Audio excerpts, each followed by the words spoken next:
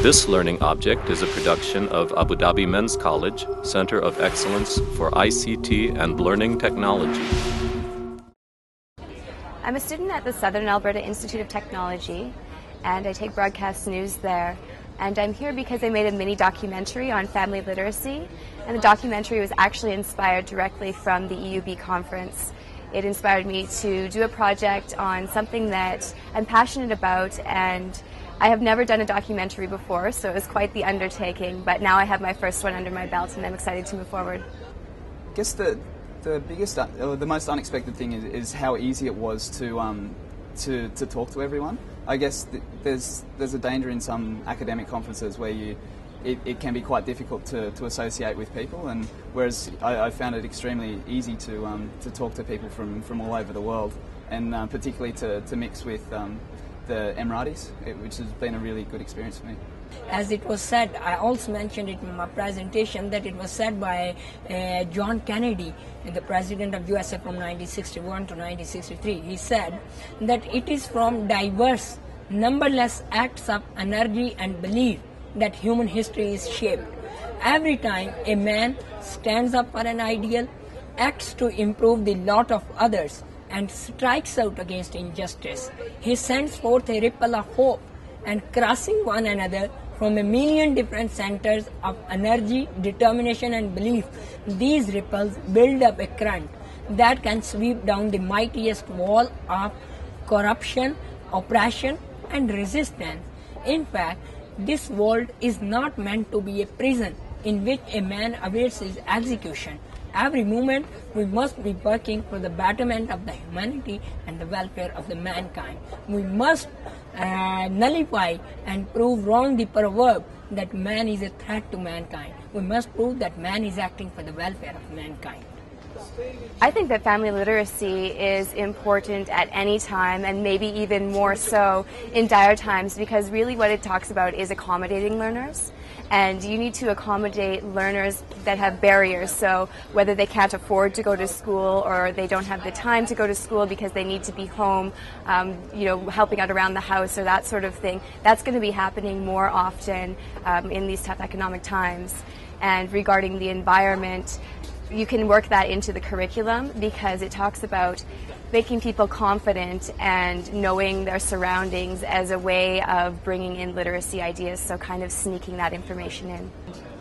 I've met people in my studies that have been to EWB 2007 and just absolutely raved about it. They had the most fantastic time and said it was unlike anything else. So I thought I'd apply and see if I could come along this time, and it hasn't disappointed. I think that it helps, especially looking at the targeted areas. So because people are presenting papers in a niche that they have chosen and are looking at all of the details on, it's something that you wouldn't get just from looking at general media and having a basic understanding. So that's what I found the most interesting, is hearing people who have studied this and who know the details present their views on it. Yeah, there have been some brilliant presentations that have talked about using like economic principles to create sustainable practices, which I think is probably going to lead to definitely better practices overall, because you've got economic incentives to reach environmental goals. Well, I think that although everybody had their specialized area, it was interesting to find how they related to each other. So where you thought you knew all of the details on one thing, somebody else would have overlapped that a bit with their project that maybe was on the environment, whereas one was on education and one was on technology. So really all of that overlapped, and it was interesting to find that connection.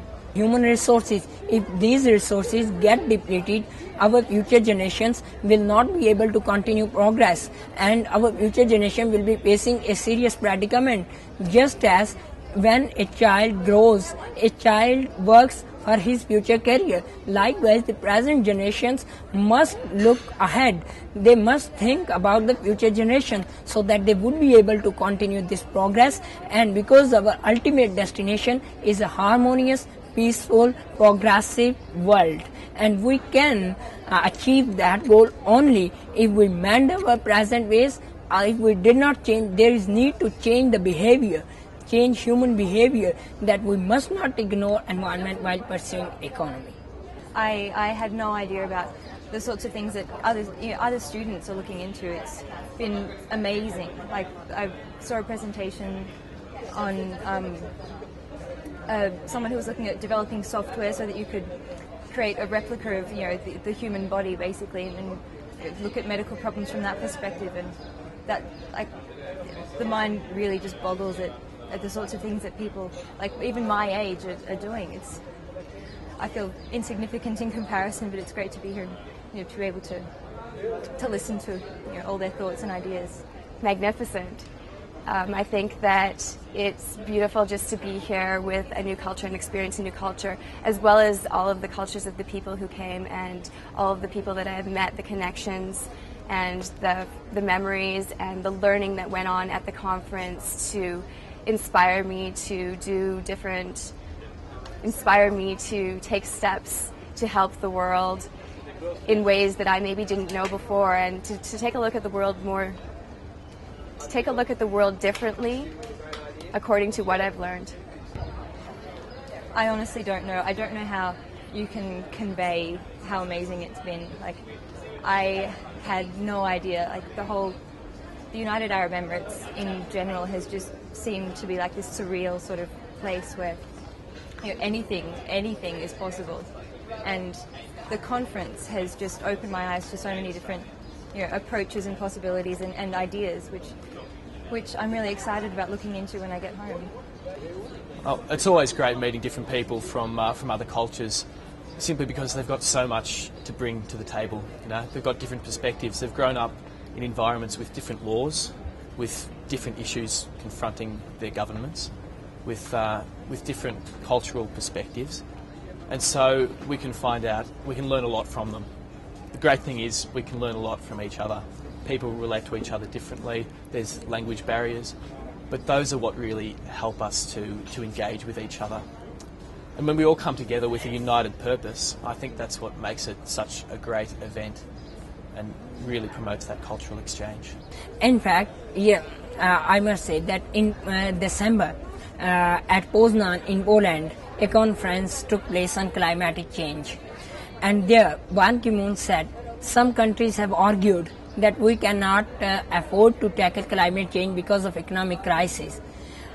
Ban Ki-moon said, I said, we cannot afford, because we cannot continue this economic progress for a long time if we are just ignoring environment, because economy is directly related to environmental, natural and education, transcending all the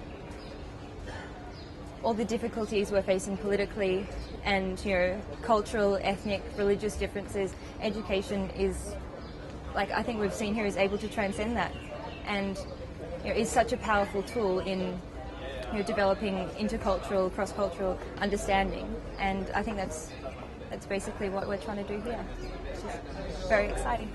At the Education Without Borders conference has been a truly unforgettable experience for all of the delegates and presenters here. We've discussed a lot of innovative solutions to global problems, and what we've done really is solidify the views and beliefs and the purpose of the future leaders of tomorrow to create a sustainable future for everybody on Earth.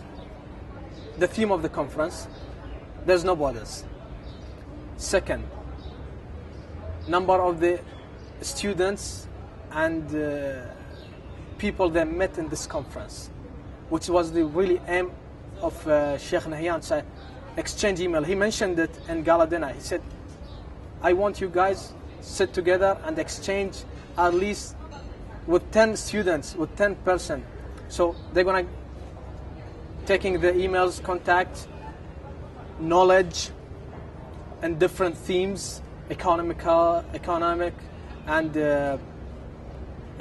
all like global issues, the technology, and politics, and education. They're taking all this information, going back to their country.